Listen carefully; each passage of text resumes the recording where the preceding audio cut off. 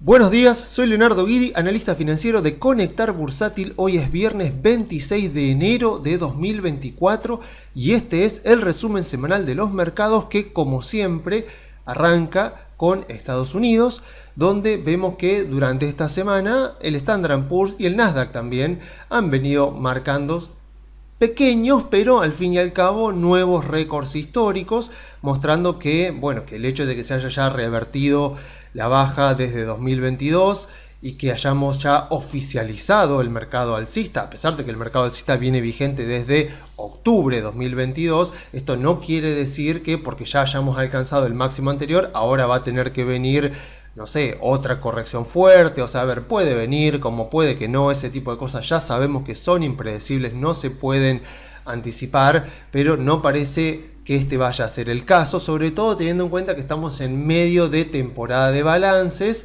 Hoy vamos a hablar un poco de eso, sobre todo voy a hablar de Tesla más al final de esta parte de Estados Unidos.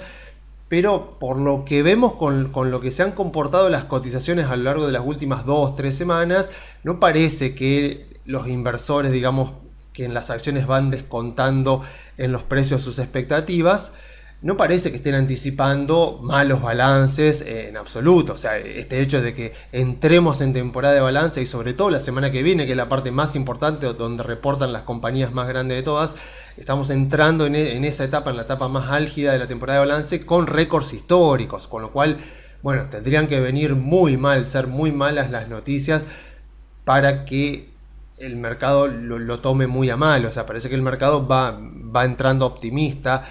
Y obviamente sabemos que el tema de la información privilegiada es ilegal, pero siempre se filtra algo. Y la prueba de eso es justamente Tesla, que la veíamos que hacía 2-3 semanas venía bajando. Y efectivamente esta semana salió el balance. El balance estuvo bien, pero no gustó las expectativas que los gerentes de la compañía marcaban para el futuro. Una prueba más de que justamente los balances miran al pasado y las acciones miran al futuro. A pesar de que el balance vino bastante bien, el futuro de la empresa no convence mucho y ahí puede ser que encontremos tal vez la mejor oportunidad de este año para invertir en Estados Unidos. Eso lo vamos a hablar más en profundidad más tarde, pero por lo pronto quiero aprovechar justamente este comportamiento que están teniendo las acciones, donde hemos visto un mercado alcista que se ha desarrollado a lo largo de un final de 2022 y todo un 2023 lleno de incertidumbre, conflictos geopolíticos, la inflación obviamente que seguía siendo siempre protagonista, la Reserva Federal que seguía subiendo las tasas de interés y aún así acá estamos, ¿no? Con las acciones nuevamente en récord histórico. Entonces, obviamente que a muchos les causa una disonancia cognitiva, ¿no? O sea, es como que no pueden entender cómo puede ser que con lo que está pasando las acciones estén acá. Entonces, voy a aprovechar para explicar 3 lecciones más que nada que se me ocurren, así mientras voy armando el informe, digo, 3 lecciones que se me ocurren que uno debería tener siempre en cuenta, no solo en estos momentos, sino siempre al invertir, para tratar de que el ruido que siempre va a estar dando vueltas, sobre todo el ruido de redes sociales, canales de noticias, informes que uno lee, que puede ver reportes, o sea, análisis de bancos de inversión, de fondos de inversión, para evitar que todo ese ruido le interfiera a uno en su toma de decisiones. O sea, no por eso, o sea, no justamente es casualidad que muchos de los inversores más exitosos de la historia no han estado viviendo directamente en Wall Street. El ejemplo más típico es el querido Warren Buffett, el querido Charlie Munger también, porque él estaba en California, en Los Ángeles, Warren Buffett en Omaha, Nebraska. Después John Templeton, también famosísimo inversor, John Templeton, autor de varias frases históricas, que vivía en las Islas Bahamas.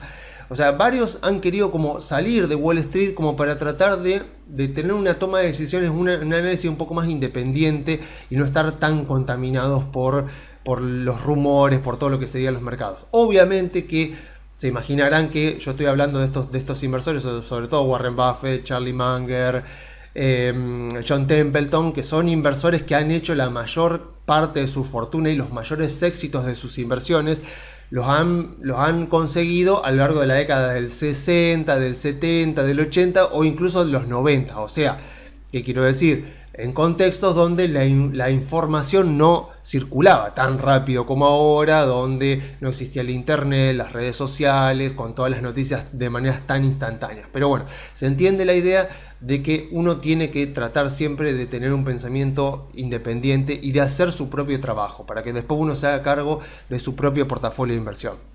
Entonces, como lección número 1 que se me ocurre para que entendamos y para que nos sirva mucho todo lo que hemos visto durante el último año y 3-4 meses que hemos venido de mercado alcista.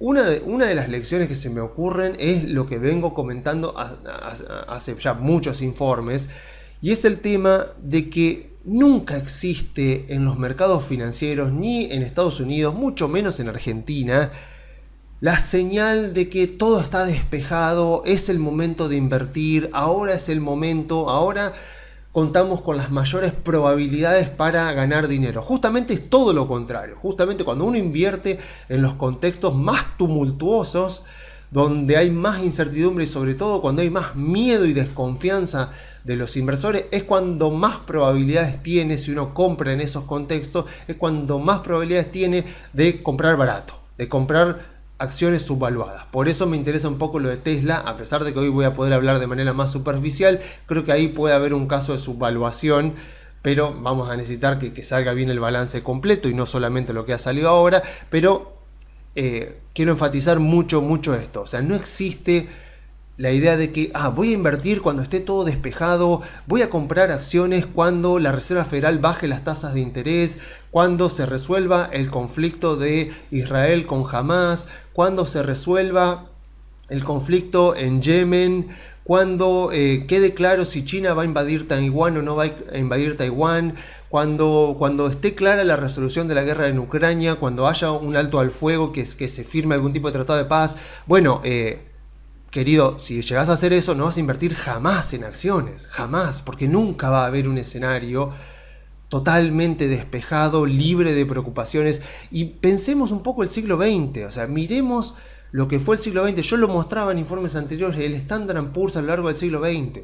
El Standard & Poor's, y cuando digo el Standard & Poor's, digo el Nasdaq también, digo el Dow Jones, o sea, las acciones en general, por supuesto, de Estados Unidos, subieron a través de la crisis del petróleo, de la inflación alta en Estados Unidos, de la crisis del canal de Suez, de la guerra de los 6 días, de la guerra del Yom Kippur, de las sucesivas recesiones que fue teniendo Estados Unidos, de lo que fue el Jueves Negro de 1987, de lo que fue la guerra del Golfo, de lo que fueron la invasión a Irak, por ejemplo, de Estados Unidos, la invasión de Afganistán. O sea, las acciones fueron subiendo a lo largo de un montón de conflictos geopolíticos, que también voy a hablar un poco de eso ahora, porque lo que importa, más allá de todo el ruido que esté, volvamos siempre a las bases, volvamos siempre a la fuente primordial, que es de dónde sale el valor de las empresas. Ya lo he mostrado muchas veces en estos informes.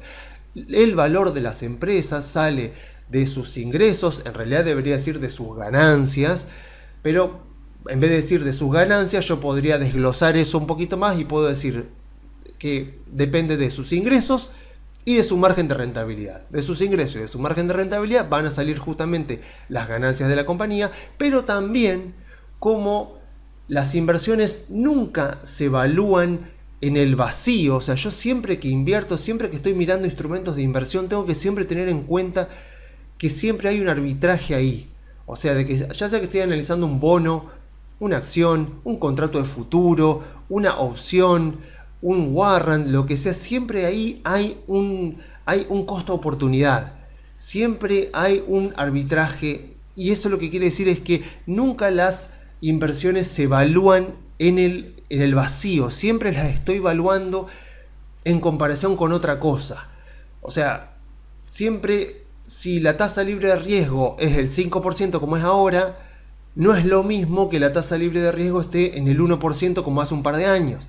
Entonces, por eso, en el valor de las acciones, además de los ingresos y de los márgenes de rentabilidad, que yo podría resumirlo en las ganancias de la compañía, también tengo que ver el costo de oportunidad, o sea, el costo del capital, lo que sería el WACC, que está influenciado fuertemente por la tasa de interés de la Fed, pero también por la prima de riesgo de mercado, que bueno, eso ya son cosas más teóricas, más que hay que ir al libro de evaluación de empresa. Entonces, siempre que yo analice contextos económicos, políticos, bélicos, de guerras, de conflictos, siempre tengo que ir pensando y reducirlo siempre a cómo puede afectar esto a estas tres variables en el portafolio que yo tengo, porque posiblemente yo tenga empresas que sean inmunes a un conflicto y otras empresas que no. Por ejemplo, si está involucrado algún tipo de recurso natural, por ejemplo, que se puede ver afectado su precio, para bien o para mal. Entonces, yo tengo que analizar siempre los contextos y ver de qué manera eso le pega a estas variables que determinan el valor de las empresas, porque eso es lo que en definitiva va a determinar el precio de la acción en el mercado o el precio del commodity en el mercado. Entonces yo tengo que saber eso, o sea, nunca va a haber un contexto de claridad absoluta, de visibilidad perfecta a futuro, donde yo pueda estar tranquilo que voy a invertir y no va a haber conflictos, y lo mejor de todo es que no es necesario. Pero sí, lo que está bueno es que ese tipo de conflictos, ese tipo de ruido que hay, afecta al sentimiento inversor y lo afecta generalmente para mal, negativamente. Entonces eso me beneficia a mí, porque si el sentimiento inversor está como muy contenido, muy escéptico, muy dubitativo, eso me ayuda por varias razones, pero principalmente porque evita que se sobreexageren las valuaciones de las empresas, y eso me ayuda a mí a invertir, si tengo que invertir más barato, y también me ayuda a que el mercado alcista, por ejemplo este que estamos viendo ahora, tenga más recorrido, porque si es un mercado alcista que enseguida entra en euforia, enseguida hay un optimismo absoluto, ese mercado alcista va a terminar bastante más rápido. Pero bien, volviendo entonces a esto, tengamos en cuenta eso, o sea, cuando las acciones tocaron el mínimo en octubre de 2022, pensemos, es difícil retrotraerme porque ya pasó más de un año, pero pensemos un poco, octubre de 2022, si uno se retrotrae, no había ninguna forma de saber que estaban haciendo un nuevo mercado alcista, o sea, no había chance, no había ninguna sirena, no es que nada, o sea, no sonó ningún pitido, nada, no hubo ninguna señal luminosa, nada que marcara en el gráfico, por ejemplo, yo miro el gráfico, no había ninguna señal que me dijera, listo, este es el mínimo del mercado bajista y que me lo diga en tiempo real. O sea, todos los temores que habían arrastrado hacia abajo el precio de las acciones y el sentimiento inversor, por lo menos durante los últimos 3 meses, o sea, agosto, septiembre, octubre, todos esos últimos temores seguían vigentes en ese momento. Pensemos que justamente que más o menos las acciones como que se venían recuperando a mediados de 2022 y de repente ocurre la noticia de que la Reserva Federal como que dice y deja como muy claro que miren, esto va a seguir, vamos a seguir subiendo la tasa de interés y la vamos a mantener alta durante mucho más tiempo. Entonces, claro, esa información que hasta ese momento no estaba incorporada en los precios, se incorpora en los precios y provoca ese momento final, ese tramo final de la baja que va más o menos desde julio a agosto de 2022 hasta octubre.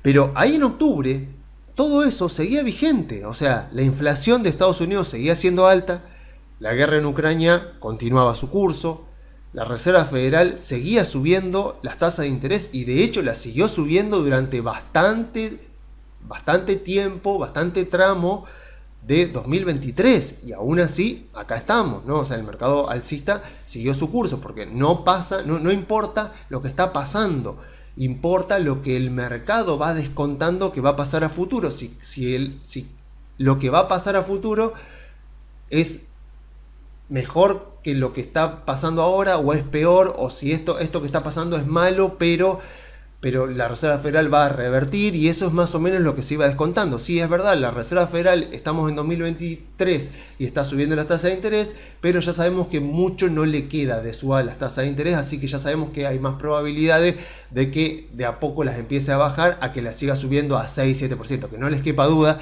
de que si la Reserva Federal hubiera subido las tasas de interés al 6-7%, incluso más alto, el mercado bajista no habría terminado, por supuesto, en octubre, porque a medida que se fueran incorporando esas informaciones nuevas de que la Reserva Federal capaz que decía vamos a seguir subiendo las tasas de interés al 6-7%, eso iba a repercutir, por supuesto, en estas variables, estos drivers que determinan el valor de las empresas, con lo cual iba a repercutir en las valuaciones y también iba a repercutir y fuertemente en el sentimiento inversor. Afortunadamente, bueno, no pasó, pero es lo que, digamos, es como lo que tenemos que ir teniendo en cuenta cada vez que vemos algún tramo bajista. O sea, de qué es lo que está pasando, qué es lo que se está incorporando en los precios. O sea, la Reserva Federal, como yo le decía, ahí seguía subiendo las tasas de interés. Las cadenas de suministro todavía no habían vuelto a la normalidad. El temor a la recesión todavía era bastante generalizado.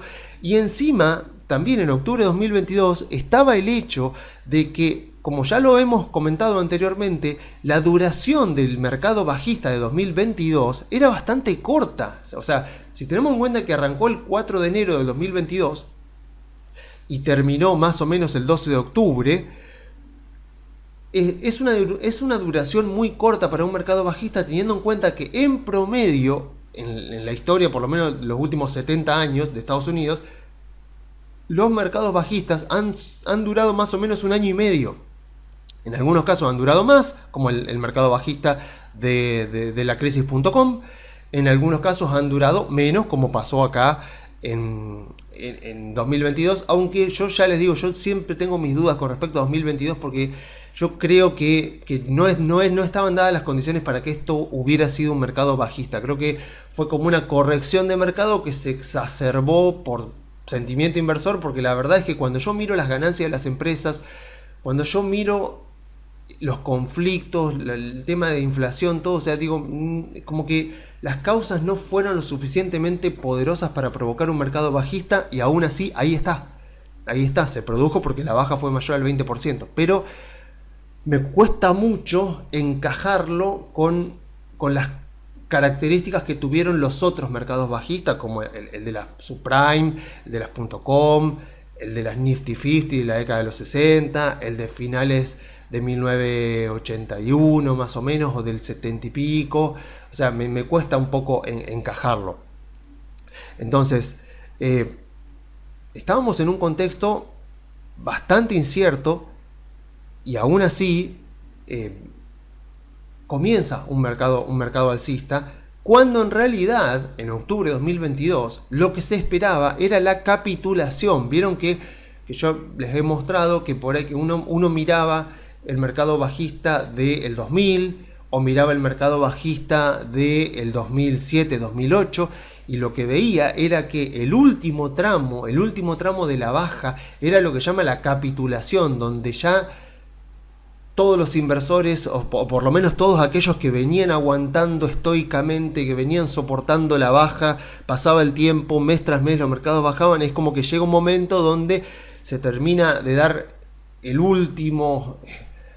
la última rendición, digamos, las últimas personas que aguantaban, bueno, que terminan de rendirse. Obviamente son las que venden a los precios más baratos de todo, pero es la baja final del mercado bajista, y es lo que llama la capitulación. Entonces se esperaba, por supuesto, que uno decía, no puede ser que este mercado bajista haya terminado en octubre de 2022, porque apenas hace 10 meses que está vigente, y los mercados bajistas como normal pueden durar un año o un poco más de un año, y encima no hemos visto ese momento catastrófico, ese momento de caída fuerte día tras día tras día, que va retroalimentando el pesimismo de los inversores y hace que se produzca la claudicación final, digamos. Y para ver muestras, vayan si quieren a ver lo que fue enero, febrero, marzo, o incluso diciembre también de 2008, que fue también cuando salta el escándalo de Rupert Murdoch, de Madoff, del esquema Ponzi de Madoff, y también lo que fue mediados de 2022. Si van también y se fijan en el Standard & Poor's, mediados de 2022 hasta más o menos agosto de 2002, digo, de agosto, junio, mayo, junio, julio, agosto 2002, también van a ver como que está esa etapa de la claudicación donde el mercado se destruye. Bueno, entonces, ¿qué pasaba? Obviamente que muchos decían, no, pero no puede ser. Bueno, y aún así, acá estamos. O sea, lo que vemos es eso, es que el mercado bajista de 2022 terminó sin capitulación y aún así recién ahora hay analistas de Estados Unidos que están reconociendo que estamos en un mercado alcista. Obviamente tarde, o sea, bastante tarde, porque ahora ya no les queda otra, obviamente, porque ya con un récord histórico ya no podés decir, no, sí, este es un mercado bajista, o sea, tenemos nuevo récord histórico, ya no puede ser un mercado bajista por puro sentido común. Pero lo que me importa justamente es volver a enfatizar el tema de que nunca va a haber una señal clara y siempre cuando queramos comprar barato tenemos que hacernos a la idea de que muy pocas veces vamos a poder comprar muy barato si no hay mucho ruido dando vuelta con respecto a una acción o con respecto a todo el mercado en general. Argentina, por ejemplo, ya lo venimos contando con respecto a los bonos, con respecto a las acciones, que esta semana también han tenido una muy buena performance, sobre todo los bonos y las acciones bancarias. Pero acá estamos, ¿no? También, o sea, en el medio del ruido, a ver si el DNU se sostiene, si se promulga la ley ómnibus y qué pasa si no lo logran. Vamos a ver, parece que consiguieron por lo menos el dictamen en la Cámara de Diputados. Vamos a ver qué pasa, porque la Cámara de Senadores ya es otra cuestión y los votos son menos. Entonces se puede complicar más. Entonces estamos así en el medio de la incertidumbre. Ayer Milei echó un ministro, tal vez no es un ministro importante, pero viste, te genera esos ruidos. Entonces uno dice, bueno, Argentina siempre ha dado excelentísimas oportunidades de inversión. Desgraciadamente las ha dado por la inestabilidad, la enorme volatilidad de Argentina. Ahora estamos afortunadamente en la parte del ciclo donde puede ser que lleguemos a ganar mucho. De hecho, si ya venimos comprados del año pasado, ya estamos ganando mucho, pero todavía queda bastante por ganar. Pero justamente lo estamos haciendo porque no estamos esperando a una señal clara de que a Milei le va a ir bien en su gobierno, que la situación se va a revertir, que el cepo se va a levantar, que la deuda del gobierno se va a terminar pagando, que los bonos se van a terminar pagando, que los salarios medidos en dólares van a subir, que la economía va a rebotar y va a empezar a crecer. O sea, no sabemos nada de eso. O sea, confiamos, podemos ir teniendo un poco más de información, pero estamos invertidos en Argentina en el medio de la incertidumbre, y gracias a estar invertidos en el medio de la incertidumbre es que podemos comprar a buenos precios. Sobre todo, puntualmente, bueno, la mayoría de los sectores ya han recuperado bastante, pero pensemos un poco el sector bancario. O sea, yo lo dije, o sea, yo ya lo he comentado, o sea, una de mis principales tenencias es Superbil. ¿Por qué? Bueno, porque si voy a invertir en el sector bancario, me compro la empresa más chica de todas, de las que tiene ADR, porque es la que más tiene para recuperar. Ya que voy a invertir en el sector bancario, digo, bueno, yo sé que lo que importa a largo plazo son los fundamentos, pero lo que ocurre es que al principio en Argentina no van a primar los fundamentos, lo que va a primar más es el flujo, o sea, la cantidad de inversión que entra a activos argentinos, ya sea bonos, ya sea acciones, y sobre todo dinero que entre desde afuera de Estados Unidos. Entonces digo, yo sé que los balances de los bancos, ninguno de los casos, capaz que alguno mejor que otro, pero ninguno de los casos va a venir re bien. Pero yo vuelvo a comentar lo mismo, o sea, yo estoy invertido en bancos porque es, por un lado, el sector que todavía menos se ha recuperado, el que más incertidumbre tiene, y por lo tanto, como tiene más incertidumbre, yo sé que también obviamente es más riesgo, pero al mismo tiempo es aquel en el cual puedo encontrar las valuaciones más bajas dentro de las principales acciones que conforman el índice Merval. El panel general también está muy interesante. De hecho, esta semana tuvo momentos bastante interesantes. Autopista del Sol, Distribuidora de las Cuyanas, yo ya lo he dicho, son empresas que me gustan mucho del panel general. Pero obviamente cuando tengo que fijarme, y lo vamos a ver después también un poco más en la parte de Argentina, en bancos es donde encuentro la mayor subvaluación, porque también está el mayor riesgo, porque está la mayor incertidumbre, porque no se sabe qué va a pasar con el Banco Central, no se sabe si va a haber dolarización, no se sabe cómo el gobierno va a poder sanear el Banco Central y al mismo tiempo hacer frente a los compromisos de deuda que tiene. Entonces todo eso genera incertidumbre, porque los pasivos del gobierno son los activos de los bancos comerciales. Entonces uno dice, bueno, si el gobierno falla en muchas cosas, eso va a repercutir en los balances de los bancos y por lo tanto va a repercutir en la evaluación de los bancos y ahí va a repercutir por supuesto en el precio de mis acciones. Entonces,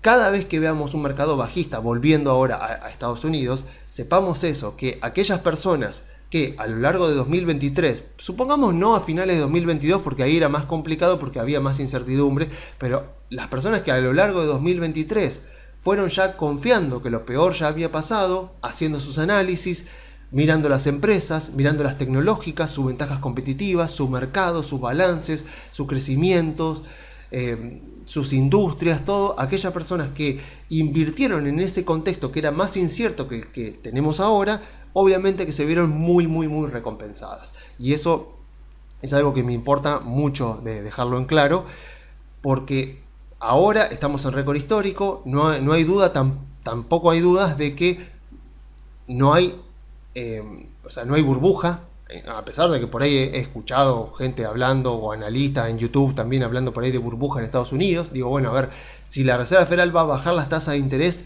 no entiendo a dónde están viendo la burbuja. Yo generalmente lo que estoy viendo es el mercado descontando la baja de las tasas de interés, entonces descontando que el costo del capital va a bajar y eso mejora las valuaciones de las empresas. Pero bueno, en definitiva, creo que ahora, a pesar de que no hay burbuja, obviamente las valuaciones son un poco más altas, pero aún así se encuentran valuaciones totalmente interesantes y totalmente aprovechables. No creo que Microsoft esté cara, no creo que Meta esté cara, no creo que Google esté cara. Vamos a ver, Mercado Libre tampoco, por supuesto, a $2.000 puede llegar perfectamente la acción de Mercado Libre. Vamos a ver después puntualmente casos como el de Tesla, por ejemplo, pero bueno, ahora voy a continuar más vale con el tema de estas lecciones que se me fueron ocurriendo. La segunda lección que me interesa también bastante es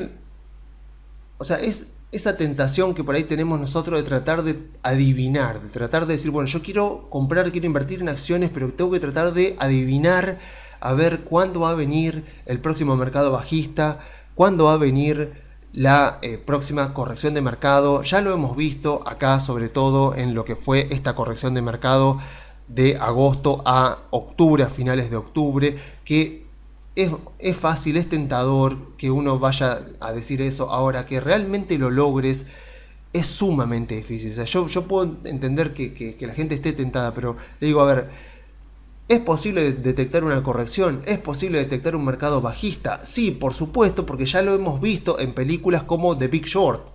Pero bueno, el hecho de que yo les esté citando una película, les estoy diciendo que es algo que se sale de la norma, que lograr detectar eso es tremendamente la excepción y nunca es la regla, nunca es lo que suele ocurrir, porque aparte pasa eso, no sé, si fuéramos capaces todos de detectar una crisis de antemano, no habría tal crisis, porque la crisis justamente se gesta cuando el valor de algún activo se sobreexagera y después la realidad se revela de que el subyacente en realidad no valía lo que el título decía que valía. Bueno, pasó con las .com, por supuesto, pasó con los bonos hipotecarios, pero a pesar de que efectivamente es posible, yo podría llegar a detectar que se viene un mercado bajista, por ahí una corrección es más difícil todavía, porque la corrección de mercado depende de sentimiento inversor, porque justamente una corrección de mercado es un movimiento bajista de corto plazo entre un 0 y un 10%, cuando es una corrección menor, que es el caso que tuvimos, por ejemplo, entre agosto y octubre, y que generalmente responde a sentimiento inversor y al azar del mercado, pero más que nada a eso, al mercado que se manijea, que se da rosca a sí mismo con que, bueno, para a ver si la Reserva Federal sube más las tasas de interés, no vaya a ser que las deje más altas durante un tiempo más prolongado. Bueno, y tenemos estos 3 meses que vemos acá, donde el mercado hace como una corrección y uno dice, ¿los balances de las empresas empeoraron? No. ¿Los márgenes de rentabilidad, o sea, la productividad de las compañías, mejoraron? No. ¿Estados Unidos está en recesión? No. ¿La Reserva Federal ha subido las tasas de interés? No. ¿Ha habido un conflicto geopolítico que ha escalado de una manera significativa y va a repercutir en las ventas de las compañías a nivel mundial? No.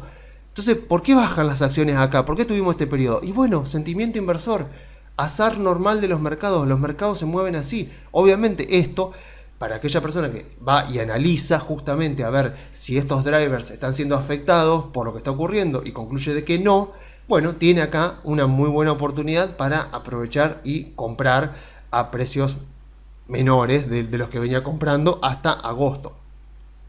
Pero bueno, volviendo con respecto a esto, sepamos obviamente de que son las excepciones las que vemos que logran detectar un mercado bajista antes de tiempo. Y la prueba justamente es que cuando hubo un grupo de inversores que se dieron cuenta de que había una burbuja en el mercado inmobiliario y en los derivados que se operaban a través del mercado inmobiliario, se terminaron haciendo no una, sino por lo menos 3 películas: Margin Call, The Big Short, y una de las mejores que no es tan conocida es Too Big to Fail, Demasiado Grande para Caer. Son tres películas. Incluso se hicieron otras que no me acuerdo. Hubo una hongkonesa, me acuerdo, una película hongkonesa que en este momento no estoy recordando el título, pero es una película interesante porque también, primero que está ambientada en Hong Kong, con lo cual ya te saca de Estados Unidos, pero y no me acuerdo porque encima cuenta como 3 episodios. Bueno, no importa, o sea, otra película más que se hizo con respecto a esa crisis, pero justamente lo que quiero marcar es que estamos hablando de contextos extremos de mercado, como son las crisis, como son detectar mercados bajistas, y la poca cantidad de gente que logra detectarlos, con lo cual no tiene sentido también que uno se vaya haciendo, que se vaya lamentando, sobre todo, que se vaya lamentando cómo no fui capaz de ver que en 2022 iba a venir un mercado bajista, que la Reserva Federal iba a subir las tasas de interés, que la inflación. Bueno, prueba de eso es que yo no sé qué personas advirtieron de antemano de que se podía llegar a venir un mercado bajista en 2022. O sea, después, post mercado bajista, obviamente, ahí aparecen los análisis, aparece lo que podríamos haber tenido en cuenta. Y de hecho, fíjense que si leemos las biografías, la trayectoria que han tenido los grandes inversores del mercado, sobre todo, bueno, los conocidos, ¿no? Warren Buffett, Peter Lynch, el mismo John Templeton, como estaba comentándoles anteriormente, vemos que jamás pudieron predecir un mercado bajista. O sea, Peter Lynch, de hecho, justamente decía que no tenía sentido. O sea, busquen justamente la charla que da Peter Lynch, un video viejo del año 1993 más o menos, una charla que está en YouTube, incluso creo que está subtitulada. Ponen Peter Lynch 1993 más o menos, es una charla larga, dura casi como una hora. Y ahí él responde muchas preguntas y le preguntan sobre todo sobre la volatilidad. Pongan Peter Lynch volatilidad para que les salga algún video subtitulado, o Peter Lynch mercados bajistas, algo, y él les va a decir eso. No tengo idea, le va a decir Peter Lynch, va a decir eso. Y tengamos en cuenta que estamos hablando de Peter Lynch, un inversor que a lo largo de 11 años, 11 o 13 años, entre 11 y 13 años, fue capaz de gestionar un fondo de inversión, el fondo Magellan, el fondo Magallanes sería en castellano, que tuvo un rendimiento de 29% promedio anual. 29% promedio anual a lo largo de entre 11 y 13 años. O sea que Peter Lynch es una de las eminencias del mercado. Y aún así él, o sea, uno de los mejores de la historia de los mercados financieros, 29% de rendimiento su fondo de inversión al año, él les va a decir, no tengo idea qué va a pasar en el mercado la semana que viene, no tengo idea de qué va a pasar. Ahora, él lo que les decía eso, él le decía, por ejemplo, yo digo, bueno, el Standard & Poor's está más o menos en 5.000 puntos. ¿Qué es lo que decía Peter Lynch?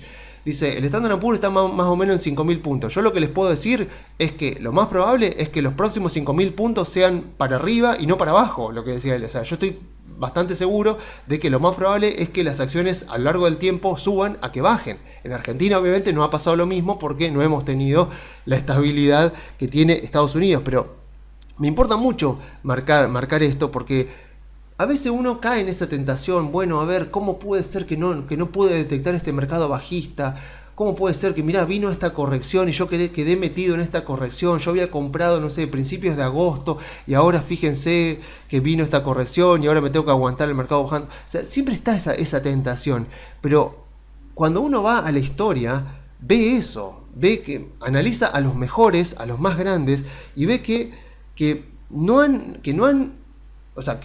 podido predecir movimientos de baja, pero que ni siquiera lo han intentado, porque ellos sabían que no era necesario. O sea, ¿por qué? Porque aún así fueron exitosos. O sea, Peter Lynch, aparte de Peter Lynch, cuando ustedes ven el fondo de él, fue a lo largo de la década de los 80, o sea, donde hubo mercados bajistas, donde estuvo el crack, el lunes negro, el crack del 87. De hecho, él cuenta la anécdota de qué estaba haciendo, porque él justo estaba de vacaciones cuando ocurre el lunes negro de 1987, y él cuenta cómo lo llaman por teléfono, o sea, y cómo él reacciona a lo que estaba pasando. Él estaba jugando al golf, dice, cuando le avisan que había caído 22% el Standard & Poor's, y la reacción de él, encima el tipo es muy gracioso, pero es sumamente meritoria, porque obviamente él después corta las vacaciones y se vuelve, porque dice, acá está pasando algo, se vuelve antes de las vacaciones, no es que dice no pasa nada, pero no toma ninguna decisión relevante en cuanto a vender, porque él dice, estas cosas pasan, estas cosas son impredecibles, o sea, al contrario, y acá está la clave, o sea, por más que uno no logre detectar estos momentos, o sea, sí que puede aprovecharlo, y es justamente para eso lo que están estos momentos, o sea, para aprovecharlos. O sea, el éxito al invertir, por lo menos lo que nos han demostrado estos grandes inversores, es que no se trata de evitar los mercados bajistas, de tratar de no quedar enganchado en una corrección de mercado, sino al contrario, en aprovechar ese tipo de movimientos para comprar más barato, o sea, para aprovechar estos contextos. O sea, recordemos que Facebook, Meta en este caso, que hoy está llegando a los $400, valía menos de $100 en noviembre del 2022, menos de $100, una empresa con tremendas ventajas competitivas. Tesla, en este caso, está bien, estamos hablando de una empresa diferente, con características diferentes, pero podría estar dándonos también un contexto relativamente similar que se puede aprovechar. Lo veremos en las próximas semanas cuando haga la evaluación. El único que yo podría decir, además de Michael Burry, por supuesto, de la gente ahí protagonista de The Big Short, pero sobre todo Michael Burry, que es el protagonista, el único que yo, además de Burry, podría decir que predijo o que se anticipó a lo que fue un mercado bajista, una burbuja, fue Howard Marks.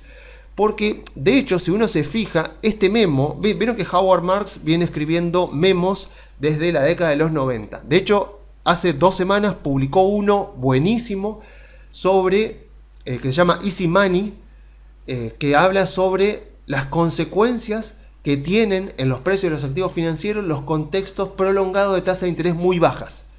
O sea, muy recomendables. O sea, los memos de Howard Marks, a veces no tanto, pero generalmente son bastante recomendables porque son muy interesantes y aparte son gratuitos. Si sumamos la cantidad de páginas que abarcan todos los memos de Howard Marks, vemos que los memos de Howard Marks generalmente tienen entre 10 y 15 páginas.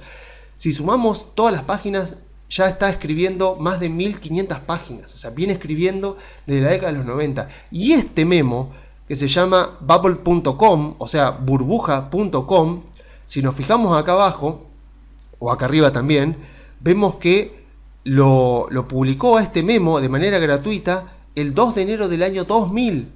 El 2 de enero del año 2000. ¿Cuándo estalla la burbuja.com? ¿Cuándo se toca el máximo del Nasdaq? En marzo del año 2000. O sea que podríamos decir que Howard Marks es uno de los que yo tendría que incluir dentro de la lista donde supo ver una crisis. Y esa es otra característica importante, porque obviamente si vos sos capaz de anticiparte a una burbuja, a una crisis, y lográs declararla de antemano, o sea, lográs avisar de antemano que se viene esa burbuja. Después, si eso termina ocurriendo, obviamente no solo vos te convertís en supermillonario porque aprovechaste y te hiciste una gran ganancia, sino que además a partir de ahí vas a ser una persona que te van a llamar de los canales de noticias, que tus redes sociales van a recibir mucha atención todo el tiempo. Entonces, una de las cosas que le pasó a Michael Burry, por ejemplo, es que a partir de ahí el tipo suele usar, la única red social que usa es X, que sería Twitter. Y bueno, lo que ocurre es obviamente eso, cada vez que él tuitea, sobre todo cuando él avisa de que algo está caro, lo que termina pasando es que mucha gente le presta mucha atención y encima el fondo de él, el fondo Zion, se puede seguir sus tenencias y el tipo fue capaz de predecir la burbuja de las hipotecas subprime, pero después, no les digo que no pegó ninguna, pero como que le erró mucho. Por ejemplo, a finales del año pasado, en el fondo de él estaba comprado en puts del ETF de semiconductores. Hoy Nvidia está en récord histórico, AMD también ha subido muchísimo, o sea que le erró fuerte al creer que las empresas de semiconductores estaban caras. También en julio él dijo que se tenía que venir una corrección en el Standard & Poor's, que como bien sabemos se vino, o sea que ahí tuvo razón, pero después lo que se vio es que él se ve que esperaba que la corrección fuera más prolongada y también compró puts del Standard & Poor's, o sea, digamos que apostó a la baja del Standard & Poor's y vemos esto que vino después, con lo cual ojo con eso. Porque hasta ahora no ha habido caso en el cual un analista que ha predicho correctamente una burbuja, predijo después la siguiente.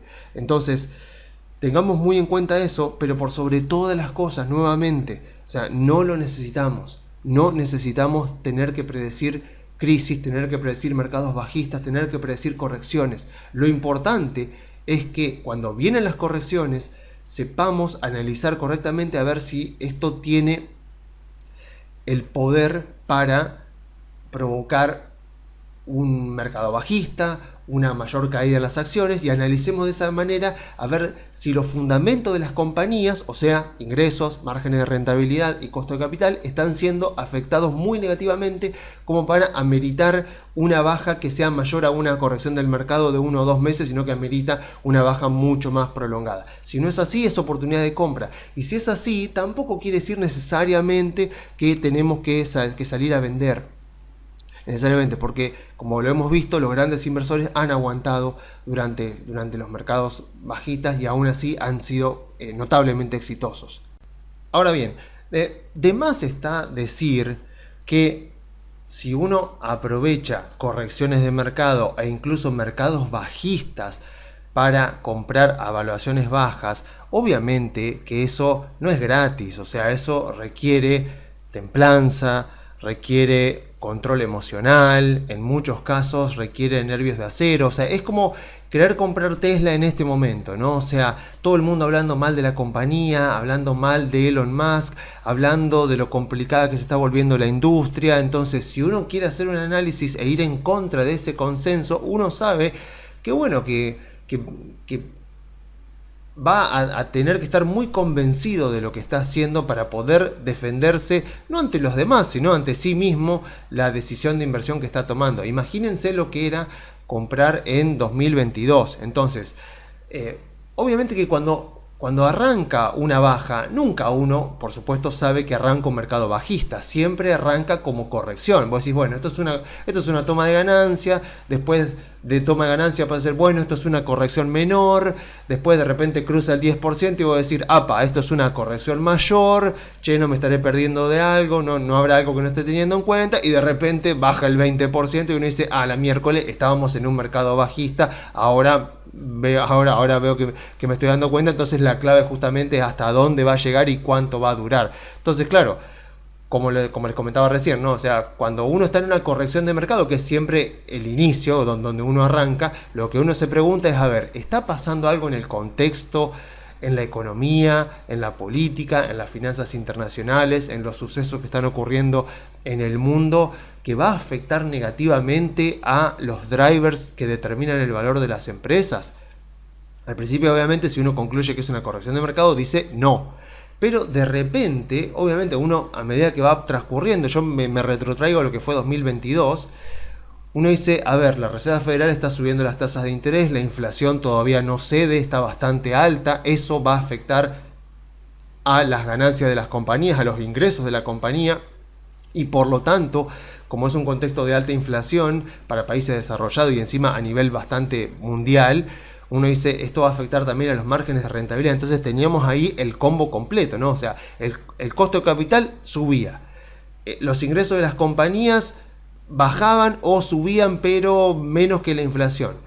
Y los costos se mantenían porque encima estábamos en un contexto inflacionario, con lo cual la rentabilidad del capital de las compañías bajaba, con lo cual, o sea, ingresos subiendo más o menos estancado, rendimiento sobre el capital bajando, o sea, margen de rentabilidad bajando y costo de capital subiendo, tenías el combo para decir, bueno, se estaba destruyendo el valor de las compañías. Después yo lo que discuto es por ahí si la magnitud de la destrucción de valor justificó el mercado bajista, o sea, o si era para tanto, pero esa es otra discusión. Acá la cuestión es, vos siempre arrancás presumiendo que hay una toma de ganancia o una corrección. Entonces, en base a eso, vos decís, bueno, a ver, se está destruyendo estos drivers que determinan el valor de las empresas. Si tu conclusión es no, como por ejemplo fue agosto a octubre del año pasado, uno dice, listo, es oportunidad de compra. De repente siguen pasando cosas y esto va empeorando y uno empieza a ver ya un deterioro, empieza a ver que está pasando algo y uno dice, bueno, a ver, no me estaré equivocando, no será esto un mercado bajista. Entonces, vamos a suponer que transcurre el tiempo y uno empieza a detectar que los ingresos de las compañías están cayendo o no están subiendo tanto, los márgenes de rentabilidad están medio quedándose o incluso bajando porque están subiendo los costos, el costo de capital vamos a suponer que está subiendo, ya sea porque la Reserva Federal sube las tasas de interés o porque sube la prima de riesgo, por cualquier razón. Entonces uno de repente se empieza a dar cuenta de que los drivers que determinan el valor de las empresas sí se están viendo afectados y por lo tanto como que tiene justificación que estemos viendo la baja. Entonces ahí, claro, ahí la pregunta, si uno se está empezando a dar cuenta de esto, la pregunta, bueno, si uno quiere vender todo, vieron que el tema de vender todo el portafolio es una decisión demasiado salomónica, ¿no? O sea, demasiado extrema, como para decir, bueno, corto acá, me voy completamente a cash. Pero aún así, aunque uno no termine vendiendo todo el portafolio, uno obviamente por ahí va teniendo más liquidez, va recibiendo, por ejemplo, ahorro que uno va teniendo o alguna venta que haya hecho de algo, de algún activo que uno tenga y que de repente tenga dinero. Entonces uno dice, bueno, a ver, supongamos que estamos transitando una corrección muy, muy fuerte o incluso un mercado bajista. Uno dice, bueno, pero ¿conviene que compre ahora? ¿Conviene que espere? Ok, si miramos la historia, lo que hemos visto en otros informes, lo que nos dice la historia es, mira, casi que da lo mismo, o sea, si esperás mucho, esperás poco, el rendimiento, si el mercado se recupera, no va a ser muy diferente si compraste justo en el piso o compraste un poquito antes. Pero hay preguntas interesantes que uno puede hacerse en el caso que uno quiera más o menos tratar. Sabemos que el market timing no existe, que no podemos tomarle el tiempo al mercado, pero por lo menos podemos ir calculando probabilidades, porque los mercados se mueven en base a probabilidades. Entonces uno puede decir, bueno, por ejemplo, estoy en 2022, estoy ahí metido ya en el mercado bajista, estoy en agosto, por ahí más o menos, agosto, septiembre. Entonces yo puedo empezar a hacerme preguntas que ameritan amerita la situación para poder detectar a ver dónde estoy parado y qué puedo esperar. Una, por ejemplo, sería si queda mucho poder de sorpresa negativa en la tendencia que estamos transitando, en la circunstancia que estamos transitando. O sea, como yo les decía, digo, bueno, a ver, yo estoy parado en septiembre, o mismo en octubre, o mismo en noviembre, cuando ya el mercado empieza a recuperarse de a poquito. Entonces yo puedo decir, a ver, este mercado se está dando, no tanto por la invasión a Ucrania, no tanto por lo que pueda pasar con China, con Taiwán, por ejemplo, ni siquiera por lo que estaba pasando ya en ese momento en Israel, sino que está pasando por inflación y principalmente por tasas de interés. Entonces uno dice, a ver, ¿queda mucho poder de sorpresa negativa con respecto a la Reserva Federal subiendo las tasas? Porque supongamos que ahí ya se sabía que las iba a seguir subiendo, pero la clave era hasta dónde. Si de repente la Reserva Federal salía con una noticia muy negativa, por ejemplo, en vez de 5 vamos a subirla a 6 o a 7, ahí, como ya les comentaba, es probable que sí, que efectivamente hubiéramos visto un mercado bajista mucho más prolongado y más profundo. Pero la verdad es que también ya tampoco había tanto poder de sorpresa. Y la segunda pregunta que uno podría pensar es, en esos casos, es ¿qué probabilidad hay de que la gente que tiene acciones que podría venderlas si esto empeora, todavía no las ha vendido?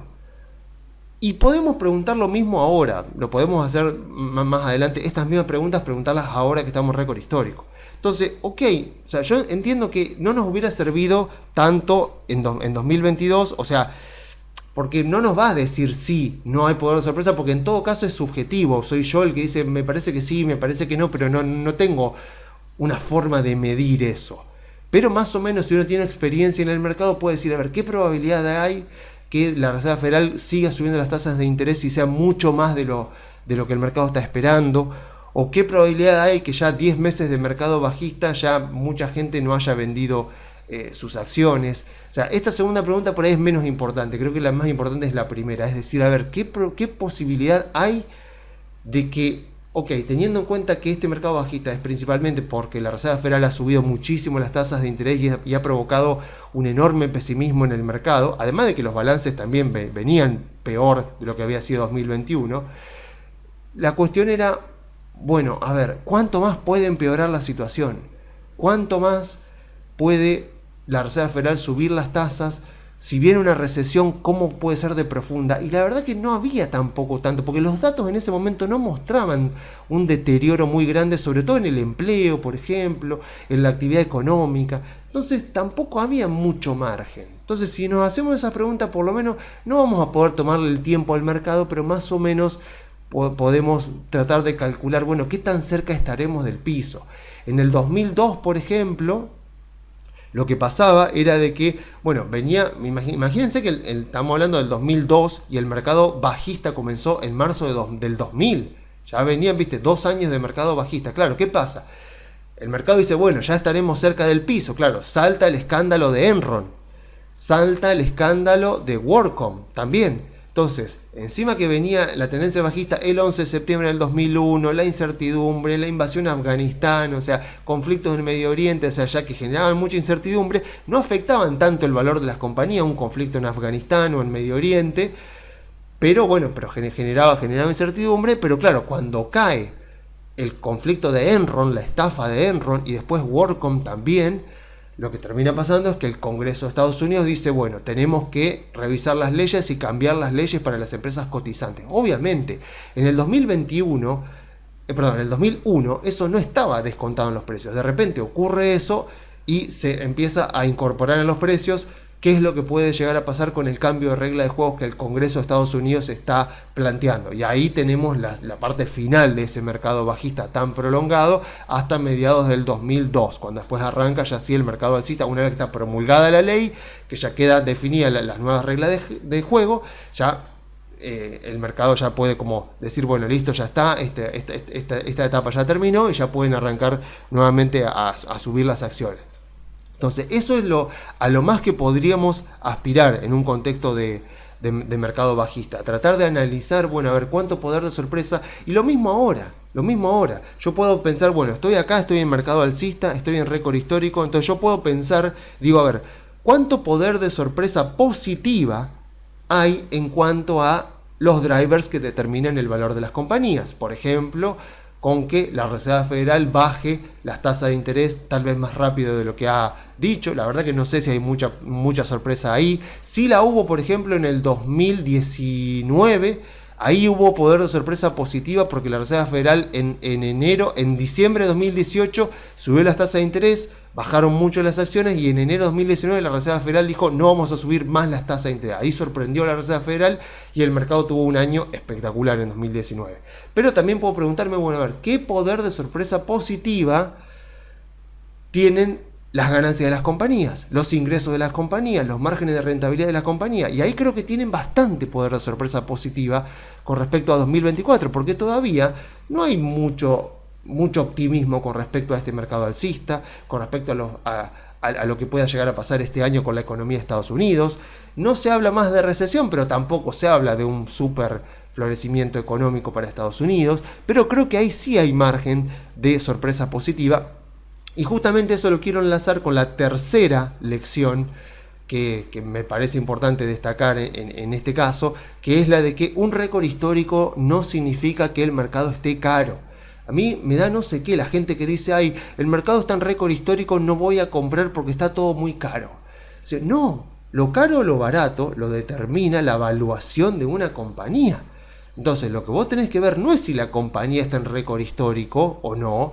Lo que tenés que ver es, bueno, en cuanto a los drivers que determinan el valor de la empresa, ¿cómo venimos? O sea, ¿qué se espera? ¿Y cómo cuadra eso con respecto a las expectativas? Yo creo que las empresas han resistido muy bien lo que fue 2022 y 2023, o sea, sobre todo lo que fue 2023, la recuperación que hubo con tasas de interés subiendo y con dudas todo el tiempo de la actividad económica de Estados Unidos.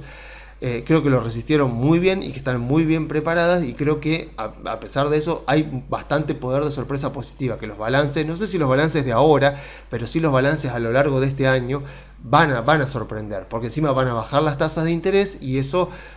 Esa es la incógnita, ¿cuánto la van a bajar? Algunos dicen que la van a bajar 1%, otros dicen que las van a bajar 1,5%. Hay incluso un banco, que no me acuerdo si era UBS, que dijo que veía como 7 reducciones de tasas de interés, o sea, como entendiéndose 7 reducciones como reducción como 0,25, con lo cual estaríamos hablando de casi 2 puntos de tasa de interés a la baja que está viendo este banco. Me parece demasiado optimista, pero en todo caso... todos están esperando, descontando bajas de tasas de interés. Entonces, por ese lado, ese driver va a jugar positivo. Entonces, ahí está la clave. Bueno, ¿qué va a pasar con las compañías? A ver cómo se van a desempeñar. Y creo que, por lo menos durante los primeros 6 meses del año, mientras la Reserva Federal no baje las tasas de interés, porque está previsto que las baje más tirando a mediados de año, las tecnológicas deberían ser las que mejor performen. Por eso, por ahí, más que el Standard & Poor's, si alguien quiere comprar un índice, por ahí le conviene más comprar el Nasdaq. Y vuelvo a repetir, para más o menos cerrar esta parte, el tema de que obviamente no, o sea, los conflictos geopolíticos afectan al sentimiento inversor, pero rara vez los conflictos geopolíticos, muy pocas veces, contadas veces, los conflictos geopolíticos han afectado tanto a un mercado, a las valuaciones de una empresa, que han provocado mercados bajistas. Entonces, conflictos geopolíticos vamos a tener todo el tiempo. Van a haber siempre frentes abiertos, pero eso no quiere decir que uno deba temer por las inversiones que está haciendo. Uno lo que tiene que ver cuando compra una compañía no es si hay conflicto entre Israel y Hamás, es si los ingresos de la compañía van a aumentar, si los márgenes de la compañía se van a mantener o van a aumentar, y si el costo de capital de la compañía va a bajar. Eso es lo que tengo que ver. No si Rusia con Ucrania están estancados. Obviamente que uno dice, bueno, pero ¿qué pasa si China invade Taiwán? Bueno, sí, obviamente eso sí que sería algo muy, muy, muy grande y capaz de afectar a los mercados a nivel mundial. Pero, repito, los mercados se mueven por probabilidades, no por posibilidades. Como posibilidad está ahí, y se sabe que China en algún momento va a reclamar con más fuerza, pero por ahora están todos intentando mantener el status quo. China irá presionando a su manera, pero la verdad es que no le conviene ir a una invasión, ni siquiera en esta década. Entonces, uno me puede decir, pero si China dijo que para el 2045, o sea, no, los mercados no miran tan para adelante, o sea, los mercados miran a lo sumo 2 años a futuro, 1 año y medio, 2 años, dependiendo del contexto. Pero por eso yo digo, ¿creo que va a pasar esto dentro de los próximos 2 años? No, por lo tanto creo que tiene sentido tener acciones. Creo que este año las probabilidades de que las acciones en Estados Unidos suban son mucho más altas a que bajen, así que creo que tiene sentido mantener un portafolio diversificado de acciones, y que uno que tiene una tolerancia al riesgo moderada se exponga al mercado de Estados Unidos, porque las probabilidades de tener buenos rendimientos son bastante buenas.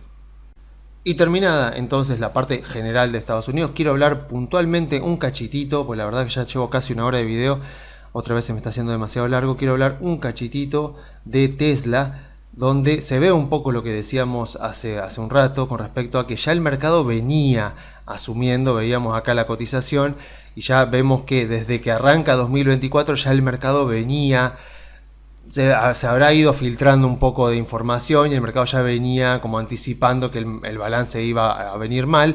Resultó que el balance no vino mal, o sea, cuando uno ve acá por lo menos el extracto publicado, todavía no está publicado el balance completo, pero cuando uno ve el extracto, uno dice, bueno, a ver, los ingresos crecieron 3% nada más, bajaron bajaron un poco los márgenes, o sea, vemos que estaban los márgenes hace un año estaban en casi 24, bajaron a 17 el margen bruto. Vemos que el margen operativo también, que es muy importante, porque cuando yo hablo de márgenes de rentabilidad generalmente me refiero a este margen, al operativo. Vemos que subió con respecto al trimestre anterior, pero que bajó bastante con respecto al mismo periodo del año pasado. Vemos aún así que el free cash flow creció 45% respecto al mismo periodo del año pasado. O sea, no vemos una empresa que esté yendo tan mal, y aún así el mercado la ha castigado mucho. Pero justamente, ¿por qué? Por lo que venimos comentando siempre. O sea, ¿cómo puede ser que sacó un balance, fíjense, con un ingreso neto de 8.000 millones, aunque acá hay algunos detalles importantes, temas fiscales, pero aún así un free cash flow de 2.000 millones de dólares, y aún así el mercado le recibe el balance de esta manera, o sea, con más de un 10% de baja, que tendríamos que acumularle también a toda esta baja previa, porque claramente esta baja era anticipando ya este balance. Y bueno, lo que nos muestra una vez más el mercado es que las acciones siempre miran el futuro. O sea, los balances, y tenemos que eso internalizarlo muy bien, los balances miran al pasado, los balances son historia, el balance está en el pasado y las acciones siempre miran al futuro. Entonces, cuando yo compro una compañía, cuando yo mantengo en mi portafolio una compañía, no estoy invertido en una compañía por lo que esta compañía ha sido en el pasado, sino por lo que yo espero que sea en el futuro. Y justamente por los resultados que yo espero que tengan su negocio. Por eso es un grave error usar, por ejemplo, price earnings, que en el denominador, en el earnings, utilizan las ganancias del pasado, porque el precio que está en el numerador mira el futuro. Hay una disociación, ahí hay una inconsistencia. Obviamente muchos me van a decir, bueno, pero podemos usar price earning forward con estimaciones de ganancias futuras. Bueno, yo le quiero decir que algo obvio, que es que las estimaciones de ganancias son eso, son estimaciones, y los analistas se equivocan todo el tiempo. De hecho, para Tesla originalmente le pronosticaban $4 por acción. Hace unos meses le pronosticaban para 2024 que iba a ganar $7 por acción, y ahora lo han bajado a 4, lo han bajado a la mitad, o incluso algunos desean menos de la mitad. O sea, las estimaciones de ganancias se van revisando todo el tiempo, entonces ya de por sí usar ese estimador ya también trae sus problemas. O lo mismo el CAPE de Shiller, que lo hemos visto ya hace mucho tiempo en este informe, el CAPE, que lo van a buscar, CAPE de Shiller, que Shiller ganó un premio Nobel de Economía en 2012 o 2013, si no me equivoco. También es un estimador, es un price earnings un poco más fancy, un poco más sofisticado, digamos, que aún así incorpora las ganancias del pasado con el precio que mira el futuro. Y aún así hay mucho, y gente muy, muy seria, que yo considero muy seria, que lo usa, que no entiendo por qué lo usa, pero bueno, o sea, no se debe hacer eso. Entonces, en el caso de Tesla, el caso puntual de Tesla es sumamente interesante.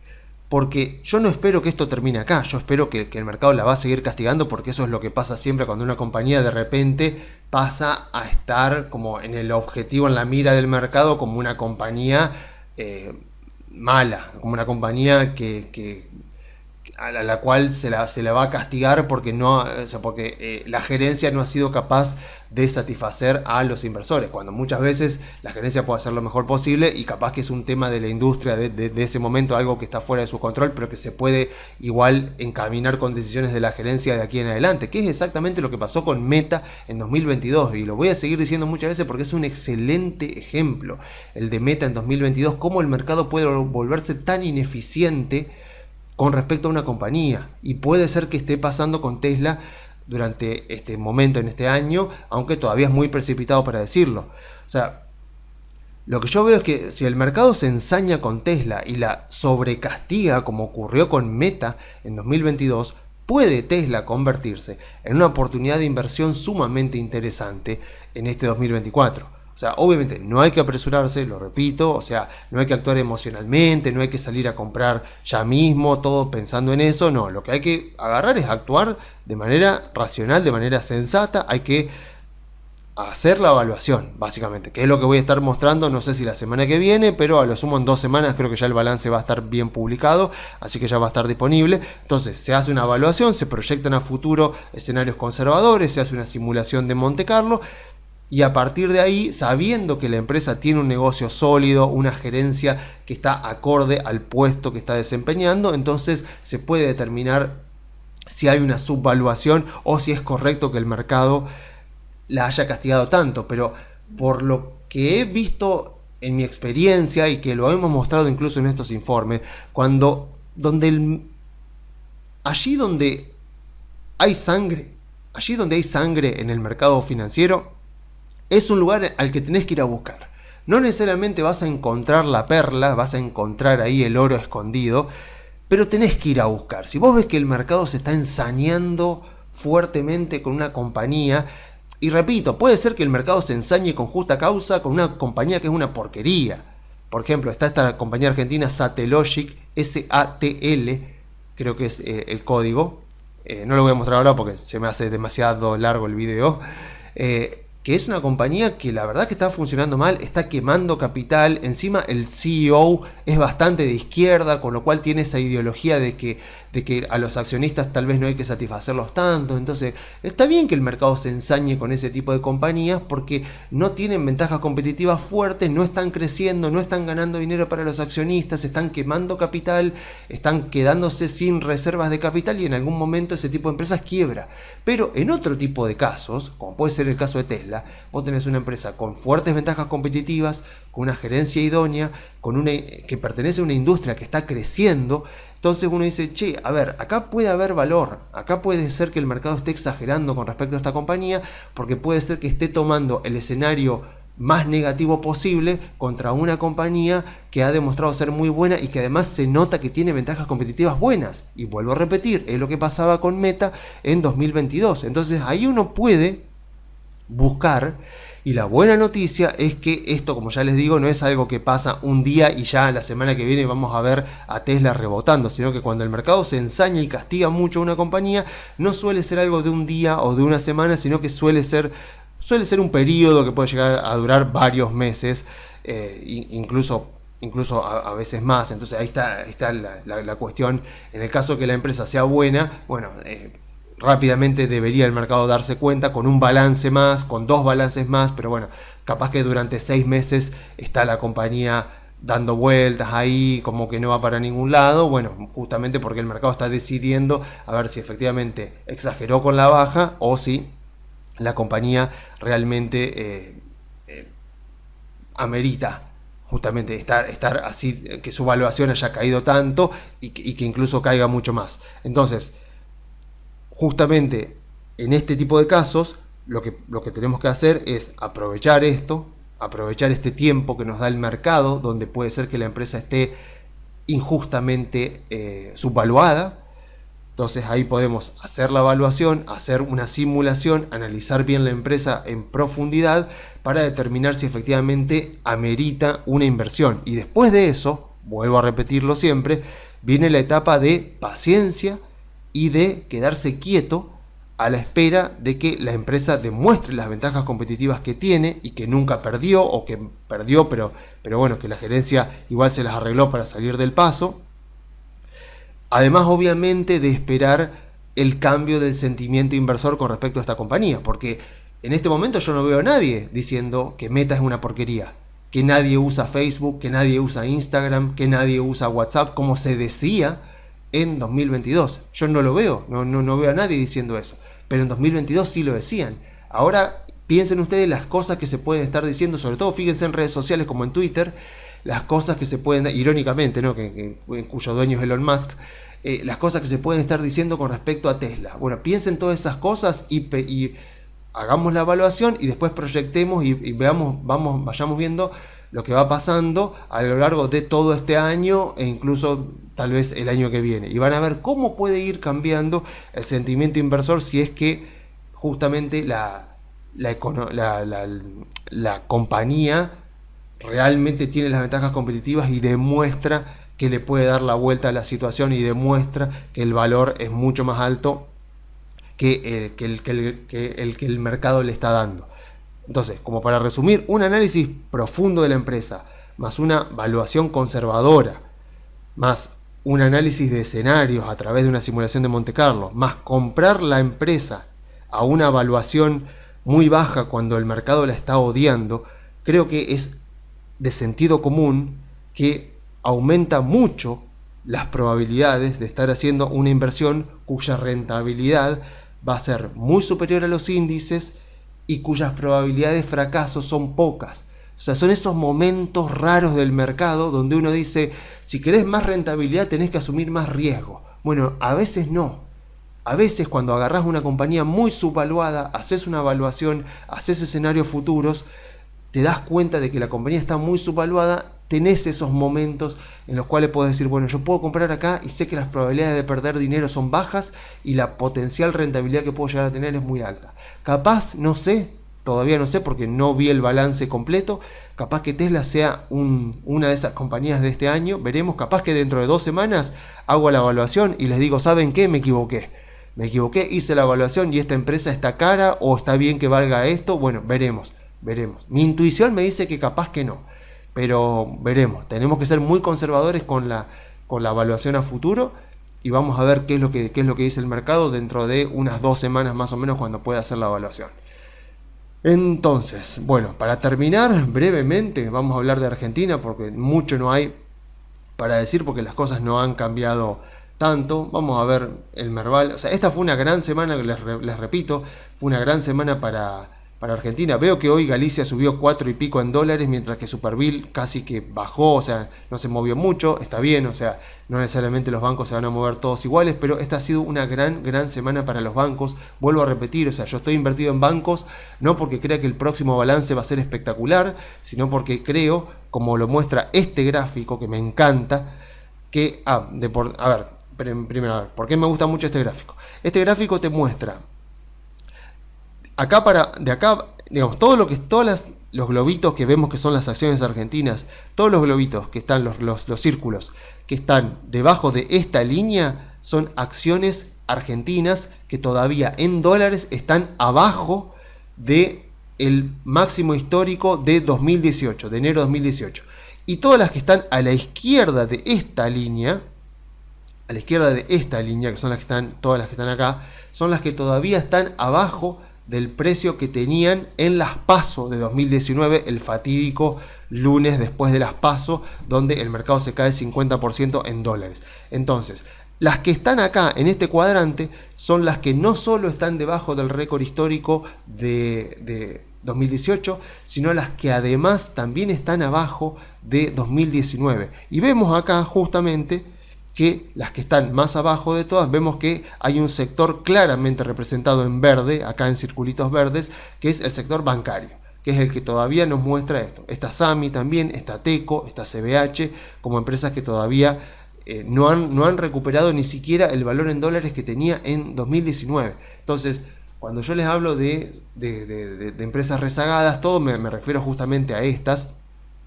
Obviamente pensando en tener un portafolio diversificado de Argentina y en aprovechar todo lo bueno que se pueda venir si es que a Milei las cosas le salen bien.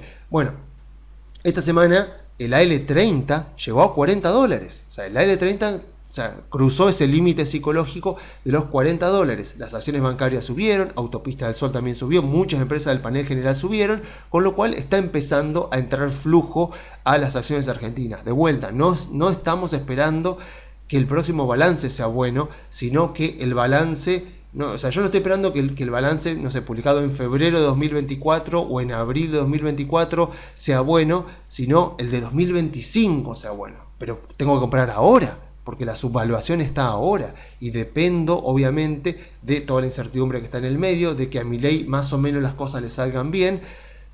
Pero bueno, a ver, creo yo que dentro de todo las cosas se están haciendo, que lo bueno que tiene Milei es que es un tipo absolutamente predecible, viene diciendo lo mismo desde hace 10 años, con lo cual uno puede saber que el tipo tiene eso marcado y va a ir por ahí, puede ir más rápido, puede ir más lento, pero su auto no tiene volante. Digamos, su auto tiene acelerador y tiene freno, puede ir más rápido, puede ir más lento, pero no tiene volante, el tipo no va a girar. Entonces, eso por lo menos a mí me da la confianza de que va a ir hacia un contexto de baja de impuestos, de reducción del déficit fiscal, de baja de la inflación, de fomento del crecimiento económico, todo lo cual, vuelvo a lo mismo que decía anteriormente, favorece a los drivers que determinan el valor de las empresas argentinas, porque si los bonos se pagan, los bonos van a subir, el riesgo país va a bajar, el costo de capital de Argentina va a bajar. Si encima la Reserva Federal te baja las tasas de interés, el costo de capital va a bajar más todavía. Si la economía repunta y sobre todo la inflación baja y hay un saneamiento del Banco Central y el gobierno logra llegar a un equilibrio fiscal, todo eso repercute favorablemente, muy favorablemente en la actividad económica.